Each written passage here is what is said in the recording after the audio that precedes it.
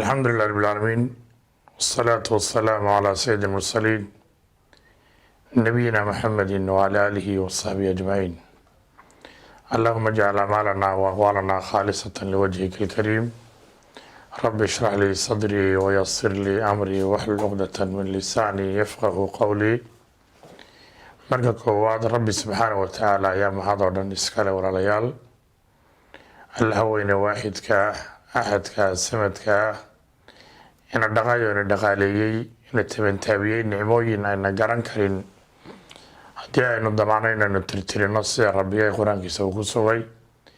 wa asbaqa calaykum nicamahu daahiratan wa baadina. intaa kadib walaalayaal, insha allahu tacaala fadhigeenani wuxuu ka yahay waanu kuu dambeeyey yahaynu fadhiyo dhowra oo ka sheekaynaya jannada rabbi subxaana wa tacaala daartaa u diyaariyey cadiyaadka u qiimaha badan, guriga sharafta leh, guriga qaaliga. ilaahay waxaan ka baryaa biasnaa'i ilxusna wa sifaatihi ilculaa ilaahayna waa ila janna inaga yeelo. guriga noocaasa walaalayaal ayaan insha allahu tacaala fadhiyo ka kooban waxaynu kaga warrami doonaa waxyaalaha la yidhaahdo dadka camalo yaryar oo ku kooban, camal yaroo samayntiisu ay fududahay, dadka muslimka ahina rasuulku u ballan qaaday inay janno ku gelayaan. marka koowaad ilaahay waxaynu ka baryaynaa carabkeenna sida saxaya sida sawaabkee raallida ka yahay inuu ku sugo, inta codkaynu gaari doonana uu ka yeelo kuwa hadalka dhegeysta kiisa wanaagsanna raaca. waxaynu lilaawi doonin aynu mahad celinaynaa walaalaha khayrka faafinaya. waxaynu leenahay rasuulku salawaatullaahi wasalaamu caleyh waxa uu tilmaamay qofka khayrka dadka gaadhsiiya iyo ka khayrka samaynaya inay isku ajir yihiin, idinkana miisaanka xasanaadka rabbi subxaana wa tacaala idiin saaro. marka janno laga hadlayo oo janno laga sheekaynayo, rabbi subxaana wa tacaala fii suurati alghaafir waxa uu kaga warramay man camila saalixan man camila sayi'atan falaa yujza ilaa milaha. qofkii xumaan sameeya lagu abaalmarin maayo ilaa yadi mooyaane. waman camila saalixan min dakarin aw unthaa wahuwa muumin faulaa'ika yadkhuluuna aljanna yursaquuna fiiha bigayri xisaab.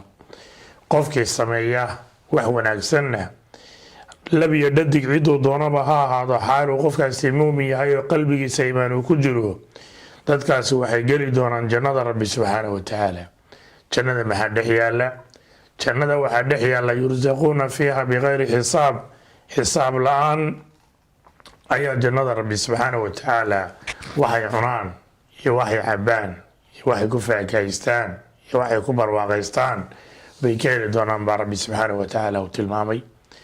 waxaa u markhaati kacaya xadiidka rasuulku leeyahay sal alla alih wasalam, jannada waxaa lagu diyaariyey maa laa caynu ra'at walaa udunu samicat walaa khadara calaa qalbi bashar. jannada waxaa lagu dhex diyaariyey waxaan ili arag oo dhegi maqal oo waxa la yidhahdo qalbi banaadan weligeed aan ku soo dhicin baa rabbi subxaana wa tacaala jannada ku diyaariyey. addoommada muuminiinta ah naftooda la soo halgamay, cibaadaystay, rabbi subxaana wa tacaala soo caabuday maalmihii koobnaa ee adduun ay joogeen baa daarta ilaahay ugu talagalay inay kaga nastaan tacabkii iyo khayrkii ay samaynayeen inay markaa ku raaxaystaan. waxaa rasuul ka warramay salawaatullaahi wasalaamu caleyh xadiidka muslim min xadiidi abi hurayra ayaa nabigu wuxuu leeyahy sal alla alih wasalam, yunaadii munaadin marka jannada ay galaan mid dhawaaqaya muxuu ku qaylinayaa ku dhawaaqaya, ina lakum an tasixuu falaa tasqamuu abadan. ehlujanna waxaad leedihiin inaad caafimaad ku waartaan, weligiin ma xanuunsanaysaan. adduunka kaar la goostay, dhakhtar la aaday, safaro la galay, yurub iyo eshiya hindiya america la aado, caafimaad iyadoo la raadinayo. jannada qofka galay markuu jannada galo baa loo dhawaaqaya, waxaad leedahay inaad caafimaad ku waarto, weligaa ma xanuunsanaysid.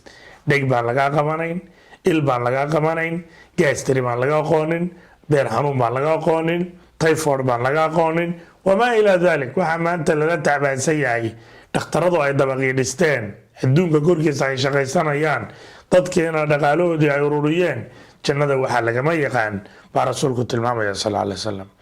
inna lakum an taxyaw falaa tamuutu abadan, waxaad leedihiin inaad noolaataan weligiin ma dhimanaysaan. daartan adduunaad joogtid kullu bnu untha wain daalat salaamatuhu yowman calaa aalati lxadbaha mahmuul, intaad doontaba jir 60 sano 70 sano kii dhinta unbaa tahay. daarta janno la yihahdo geri lagama yaqaan. waina lakum an tashibuu falaa tahramuu abadan, waxaad leedihiin inaad dhalinyaronimo ku noolaataan 40 jir ama 30 jir 30 jir waxa la yidhaahdo ma gaboobaysaan. duqnimo iyo inay indhuhu ku soo gaabtaan iyo dhegta codka kor igu qaadiyo waxaa lagama yaqaan daartaas. waina lakum an tancamuu falaa tabasuu abadan, waxaad leedihiin weligeen nicmo iyo barwaaqo inaad ku noolaataan, busaarad iyo waxbaa dhammaaday lagama yaqaan. daarta adduun la yidhaahdo aynu maanta ku noolahay, maanta reerkii dhuxushii baa dhammaatay, biyihii baa dhammaaday, raashinkii baa go-ay, kiradii baa taagan, waxaa janno lagama yaqaano baa rasuulku tilmaamaya sal alla alay wasalam. waina lakum an tancamuu falaa tabasuu abadan, intaa markuu rasuulku tilmaamay sal alla alay wasalam ayaa wuxuu leeyahay fadalika qowluhu tacaala caza wajal, taasi waa hadalka rabbi subxaanahu watacaala uu leeyahay wanuuduu an tilkum ljanna uurihtumuuha bima kuntum tacmaluun. waxaan u soo dhoweynay jannadii, tan waa jannadii aanu idiin soo dhoweynay, waa dhaxlaysaan waxaad soo samayseen oo camal saalixa ugu horeeyo ayaa lagu gelayaa baa rabbi subxaanahu watacaala uu leeyahy.